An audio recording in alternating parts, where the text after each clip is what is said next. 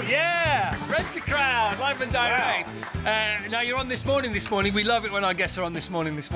Oh, yes. So just to remind you, you're on. Am I? And also I like to say, you're on This Morning. I'm on This Morning. Because it's all about ITV After the Flood, Season 2. Here we go, After the Flood, Season 2, Episode 1 of 6 is out this Sunday, 9 o'clock. It's the big prime time drama Sunday, slot. I know, it's not that slot, is it? You've done it before, clearly works. Congratulations. Thank you. Who do you play? What does he get up to? I play a guy called Jack Radcliffe, who's a property developer. In the first series, he's involved in this sort of water side sort of development, sort of eco type thing. Doesn't quite go to plan, as they don't. And then by the end of that series, he's been slightly turned over and he's moved to Lanzarote. He's moved to Lanzarote. Yeah, 6 months. But he does appear in episode 1 because I watched it last time. Oh yeah, he comes back. He is back, thank goodness. Yeah, he comes back with a new Volvo estate. They ran out of duotan. Right. So that's what it was. Bring me back. Yeah. So he's changed his car as well, hasn't he? I know. Yeah, I liked it. I love a Volvo estate. I've never had very one. reliable, but I think they're cool, we had man. a Range Rover before. No, I think they're really cool. Which I didn't really get to drive, actually. I kept saying, "Can I drive this, please?" And they said they wouldn't let you do it. They wouldn't let me. We're going to get back onto cars in a while. Okay, good. And do you know why? Why? I'll tell you why later. Okay. All right. Are you Are going to give me a Ferrari? Yeah, give you a Ferrari. Hey! Philip, sadly, those days are over. Oh. Probably for both of us. Brilliant. So the gang are back. Same gang as season 1. Same heroine. Yeah. Played by Sophie. Yeah. Sophie Rundle. And lovely Lorraine Ashbourne. Yeah.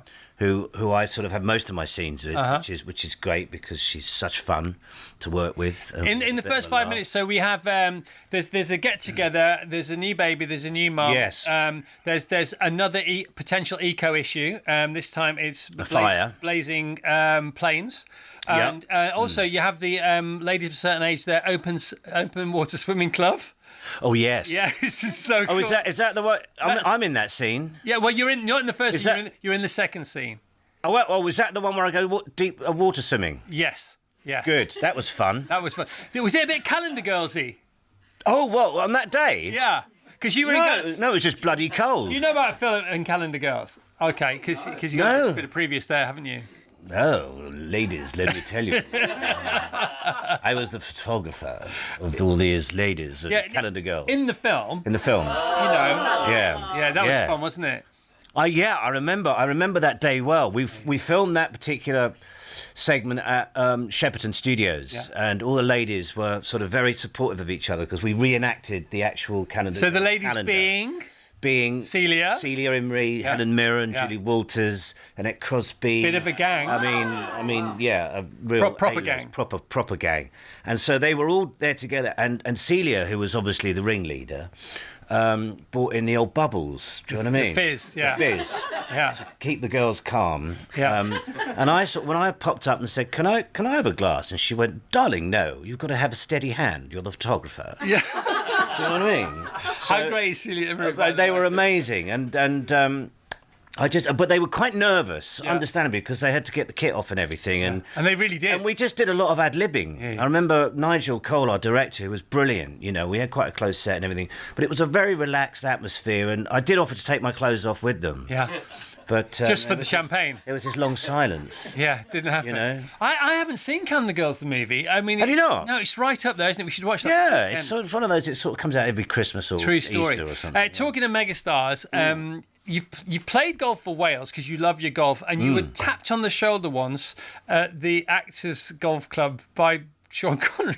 Sean Connery. Is that a true story? Well, it wasn't tapped on the shoulder. What happened? Well, I'm a member of the Stage Golf Society. Yes, you are. Which is very esteemed. One of the I think it's the second oldest society in the country. Right. Something behind Eton or something like that. Okay. Anyway, so cut long story short, I joined about 1993, and we play at Richmond Golf Club, and I've just joined, and I'm on the green, and it's a beautiful summer's day, and I suddenly hear this voice, sort of on the green, and it's like talking to Michael Medwin, who's a famous actor.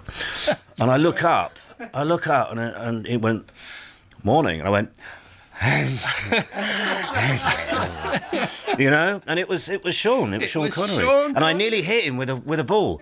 With this, so for those that don't understand golf, but basically, there's not much to understand. No, well, basically, the etiquette is if you hit a wayward shot, yes, you shout 4. You do. Don't know where it's come from, but that's what you do. FORE. F-O, yeah. Forewarned, I think it means forewarned. Forewarned. Yeah. Excellent, yeah, forewarned. So it's like 4! But because it's Sean Connery and this ball was heading towards him... 007! No, I just I just shouted, 4! Sean! Just for no reason. Mind you, had he finished Bond by then? Oh, yeah. He'd been all right, it doesn't matter. Yeah, I was going to say. He wasn't your favourite Bond, though? No, I mean, I suppose the Bond you grew up... My Bond was Rog. Yeah. I like it already. And not only was he your favourite Bond, by the way, embarrassment of riches, there wasn't a bad Bond. No. But you didn't go to school with him, but you went to school around him. Well, I grew up in Harrow Weald. Right. And Rog, when he was doing The Saint... back in the sort of 60s, and before he moved to Denham. I think he moved to Denham when he did The Persuaders. So he lived in Stanmore, which is next to Harrow Weald. So we as kids used to go and basically wait and get his autograph and come back home from work. And he had one of the original P1800 Volvos. Volvo, yeah. They had one for him and one or two for the show.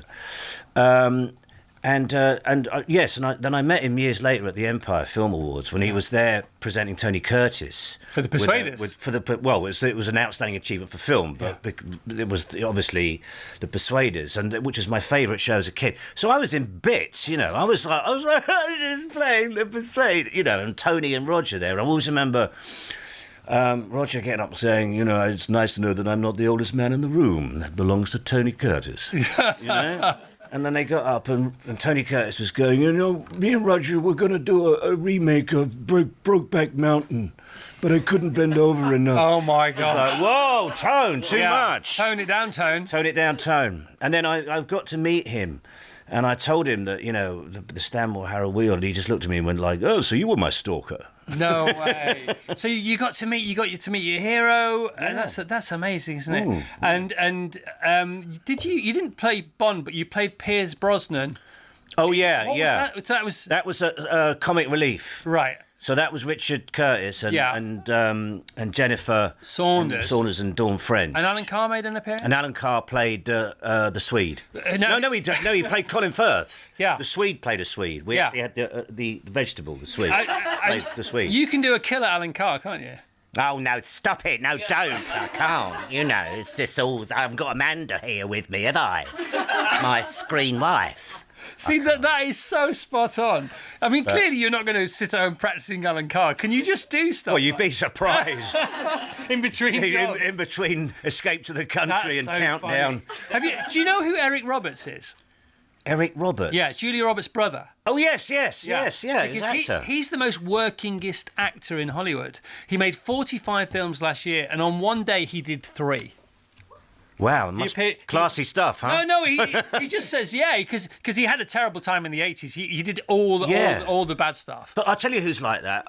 They call them letterbox actors. Nigel Havers. He calls himself a letterbox actor. Yeah. Because any script that comes through the post will do it. You'll do it. That's it. That's so funny, isn't it? Yeah, it is. All right, talking of legends, we've got to talk about what? Life on Mars, Ashes to Ashes. So I'm what I did yesterday because I've told you. Yeah. I sat down and I watched the first ever episode of Life on Mars. Just give me chills just talking about it, just to get in the mood, right? Yeah. Now, I remember it being brilliant. It's even better now. And I'm not just saying that to blow smoke up, where the sun don't shine because you're here. And my wife had never seen it. She went, what the heck is this? And that was before John woke up in 1973 or 74, whatever it was. If you haven't seen Life on Mars and you haven't seen Ashes to Ashes, they are standout, breakout, uber brave, super original shows. And as I'm watching it last night, and I'm like, it's like a dream come true. The internet explodes with it's coming back as Lazarus, and DCI Gene Hunt. He's been to the 70s, he's been to the 80s with Sam Tyler, John's character and your character, and he may well land in the 90s. What can you tell us? Well, do you know what? Funnily enough, I saw something yesterday which my esteemed colleague, Mr. John Sims, sent me something from one of the tabloids. It was The Sun, I think it was. It was all over everywhere. Was it? Yeah. Oh, well, because I don't do any sort of social media, so I never hear about this stuff, and was the last to know. By 6 o'clock last night, it'd gone everywhere. Really? Yeah. Well, anyway, I mean, the thing is, we had talked about it a while ago. It was with the BBC, but I just think, it's such a difficult one to bring back. And I think, the BBC, I just think won't touch it. No, they've said they're not doing it. They won't go near it. But the producer and the writers now said no, but we Yeah, there's always a streamer, I guess. But I don't know that... there's a part of me that obviously... And the same with John, because he felt that he should have done a third series as opposed to just the two. Yeah. But at the time, we both had very young... families. Yeah. Do you know what I mean? And we were away. Yeah, of course. For 4 months of the year. It doesn't matter why it didn't happen. No, exactly. I just also, from my personal point of view, as great and as much as it did change my career without a doubt, and it was a wonderful experience. But there was a point where literally after we'd finished Ashes and everything, and I was sort of, being mooted around for other stuff. And as soon as my name was mentioned to play a detective, everybody was like, no, can't have him. He's too well known for doing that. He's Gene Hunt. Yeah. We can't have Phil Glenister. And it sort of impacted against me up to a point, which sort of, and that thing of typecasting, pigeonhole, whatever. And it wasn't until I did a series called Steeltown Murders, which was all set in Wales, which is quite a heavy story about these girls that were kidnapped and murdered in Port Talbot. And that we only did that 2022, 23, and that was the first time I played a detective since Gene Hunt, which was 2009. So it's taken that long. So in terms of going back to playing Gene Hunt, I mean, I don't know. I'd have to sort of see a script, but never say never. Yeah. In the words of Sean's last Bond. So what did John say then? So what's the mood from John's point of view? I think again, he'd be up for it. So you are potentially up for it then? If the script was right. Well, they can make the script. But I don't want to be. The problem is I don't want it to be turned into something where I become the sort of spokesperson for, I don't know, certain political agendas. I'm not going to mention names, but do you know what I mean? And I don't want to suddenly become the poster boy, right, for that sort of thing. So if the script was right, Lazarus, yes, because all we really want to get onto, if you don't mind, is what car would he drive? So can we do that? Yes, right. come on. Yeah, come on. What you got? All right, so we did this. We've been doing this since 6:30. So season 1, Gene Hunt drives a Cortina Mark III CX. Was it? Yes, CXL. Season 2, an Audi Quattro. Yep. Okay. So loads of people have been saying exactly what they want you to drive, or they want Gene to drive. So this is why you've got to bring it back, all right? This is simple as that. Okay. Well, that will depend. That would be the deal breaker. Well, we've already said depending on what the car is. Yeah, and forget the money. It's got to be the right car. This is where we are. We knew this was it. This is your Achilles heel. Cool. Okay. And so you can see the first car. We've got it down to a top 5. Okay. We can do this for 3 hours. No. Right? And honestly, we have... You not have a life, everybody? We have had so many WhatsApps, it's not funny. Right? Okay, cool.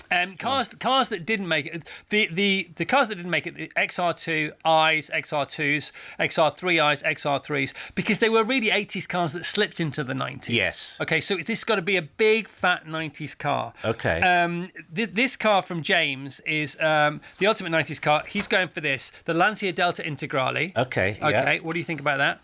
Yeah. I think it's over the budget of any constabulary in the country, because so was the Audi Quattro. Yeah, I know it didn't come out. I mean, I think we set Ashes in 81, and I don't think the Quattro was released here until 83. So never let detail get in the way. No. This is £250,000 nowadays. No. This gets a bit more real. Now, apparently, Dan from Nantwich in Cheshire, loads of people sent this in. The Ford Escort RS Cosworth. That could be a play, couldn't it? That could be a contender. Cosworth, yeah. Bit of a boy racer's car. Yeah, well, this is the thing. It needs to be a bit bigger for DCI, doesn't it? Something a bit more sort of... Yeah, don't worry, we're going there. Okay. Yeah, and we think for John's character... There's that Dan from Nantwich. Yeah. It's Up north. It's like John's character might have that. John's character Get might. bloody Cosworth. He might have a Peugeot Sorry, 205 sorry. GTI as well. Yes, yeah. Oh, that's my first ever car. Was Yeah, that? yeah. Now, power to weight, great, but more of a hot hatch. It's got to be bigger. It's got to be heavier. It's got to be a bit more overcoaty. Do you know what I mean? That's Definitely. it, isn't it? Yeah. So curveball, top 3. Okay. Curveball, right? What about this here from Dave in Edinburgh? The Toyota Supra. That is a pretty cool car. Yeah, but the... Okay, Yeah? yes. Come on. But the what? It's a bit Dempsey and Makepeace for me. This is fine because it's up to you. We're just giving you options Okay. here. Okay. I feel it's a bit of Dempsey and Makepeace, Yeah. a little bit of the new Avengers. No, I sort get of, it. I get it. you know? So it's a no, but hey, the script can wait. It's all about the car, people. The other thing we had was Yeah. that we found when we had the Quattro, because it was a 2-door, Mm-hmm.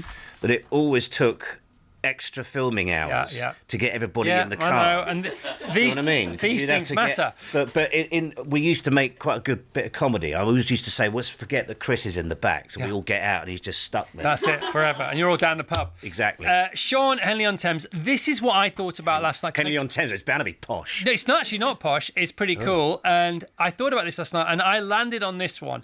But it's not our number 1. So this is our number 2. The 1992-1998 E36 BMW M3 series. So I think that's pretty good. Don't you think?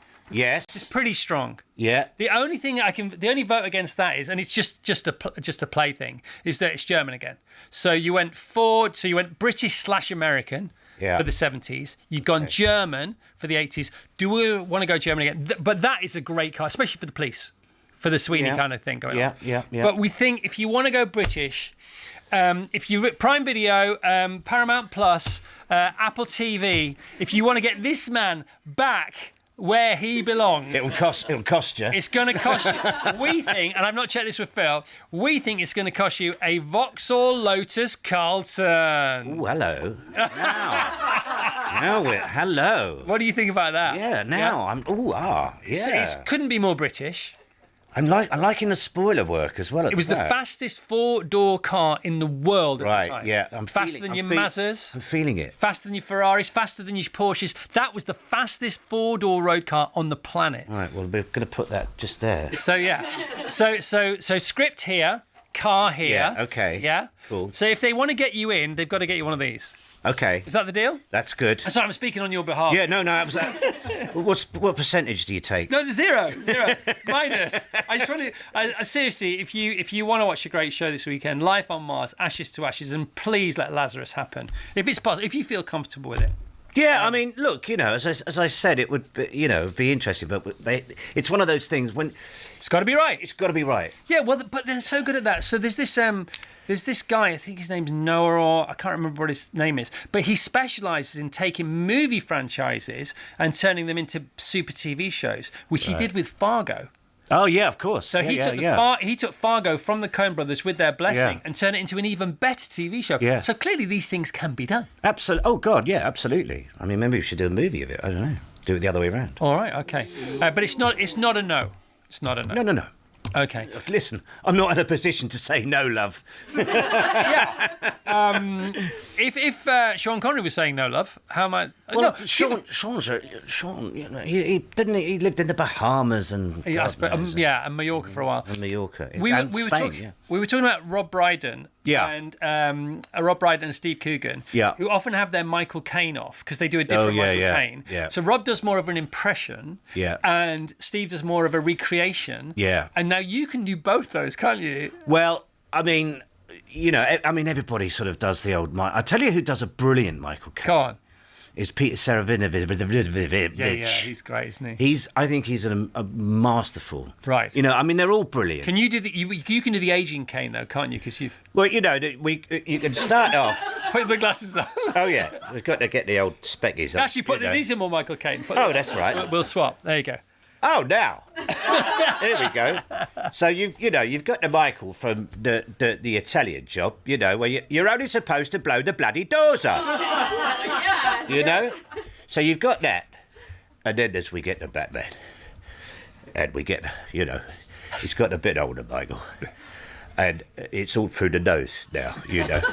And as Michael often says in an interview, you see, that the thing is, Chris, you see, you don't retire from the movies. The movies retire you. Yeah. You know, and that's what it's all about. And then, Pretty good. Come on. and also, you don't blink. You don't blink. Never blink. Because Franco Zeffirelli, who I worked with, and I said, Franco, I'm unsure how to do this scene. And he went, Michael, darling, don't blink.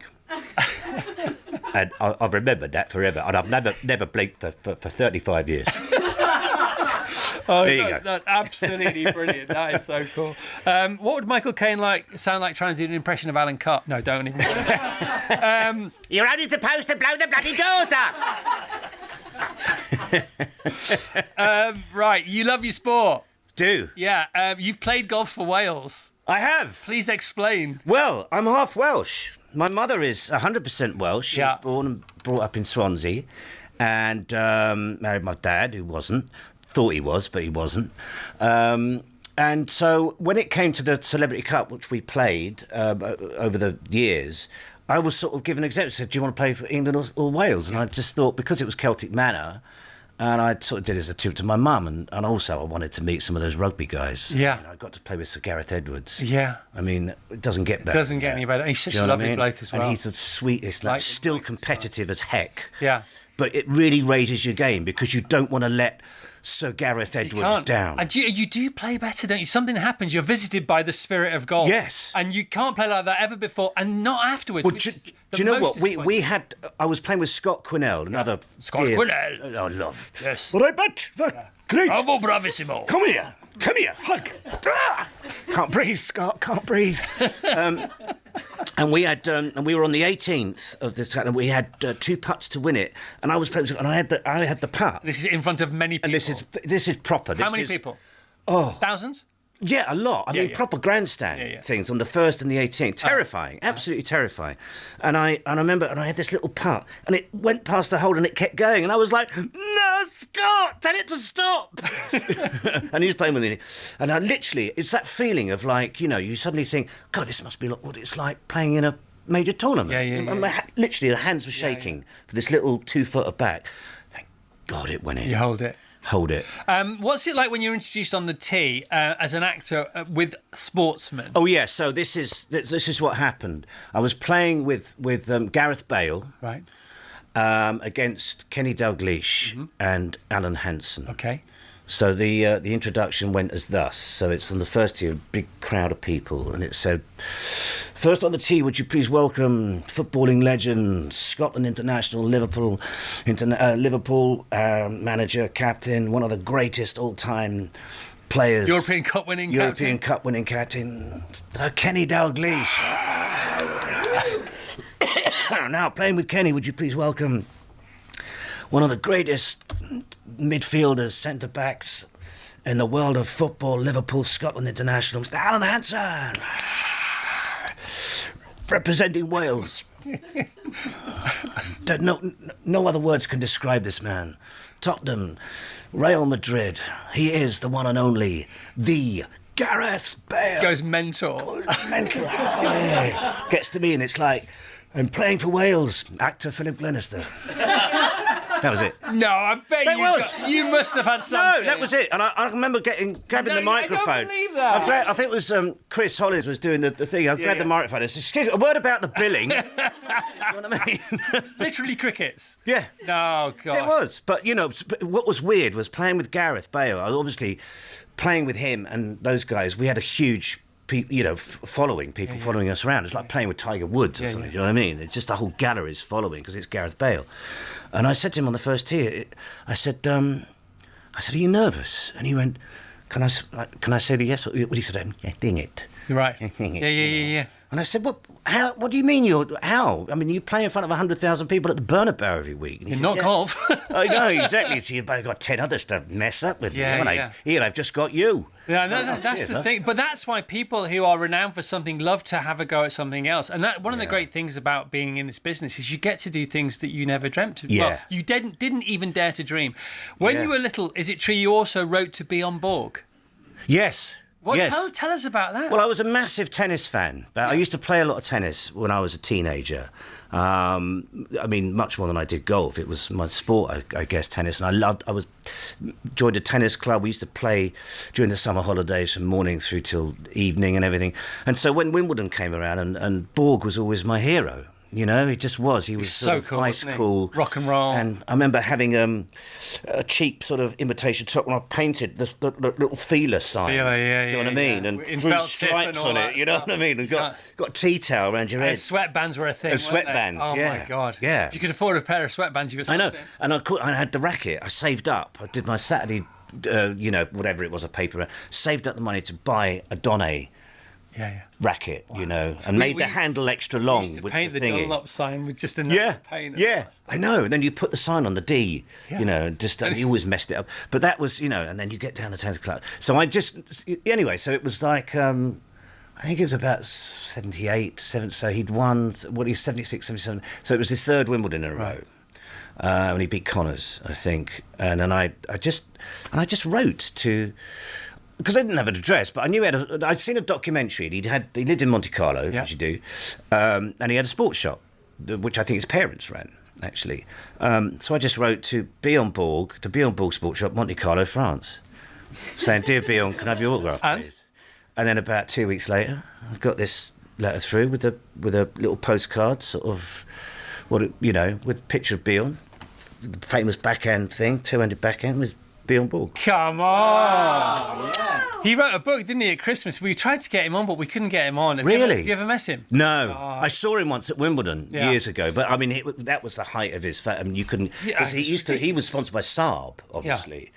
So he had this manager, Leonard Berglund, I think his name was, and you just couldn't get near him. Yeah, and that's why he gave it up, wasn't it? He gave it up because he just couldn't... He couldn't cope. 25 he retired. 25 he retired. Crazy? And there's those amazing pictures of him in the crowd, literally in the crowds at Wimbledon, because he's trying to get from one court to the other with like two policemen by his side. Yeah. It's crazy, man. Superhero. And still looks the same. I saw him on the... He looks fantastic. Roger Federer documentary, and he's just like, everybody... He walked in the room, just like, that's Bjorn Borg. Yeah, it's like Pelé. Yeah. He did, like Muhammad Ali. Yeah. I mean, to have that legacy, but to have retired... It's such a shame. I mean, McEnroe always says it was his biggest...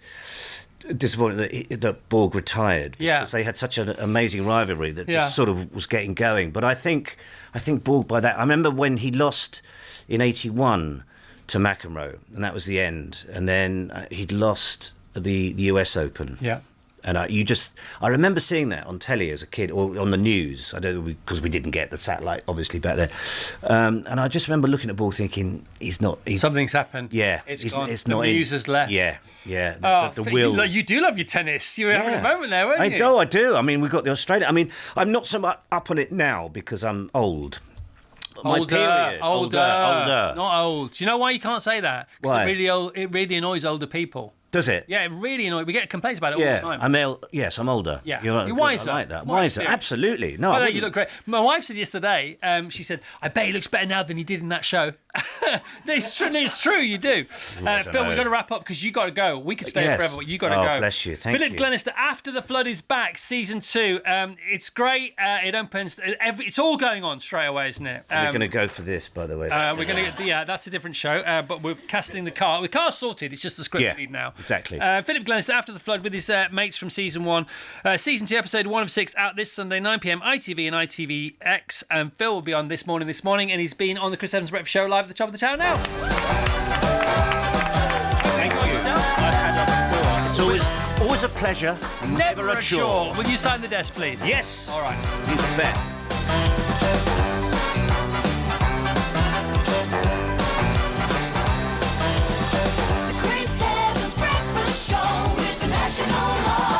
Virgin Radio.